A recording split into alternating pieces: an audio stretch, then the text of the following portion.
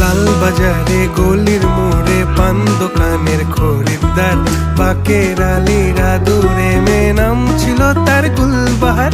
লাল বাজারে গলির মোড়ে পান দোকানের খরিদ্দার, বাকের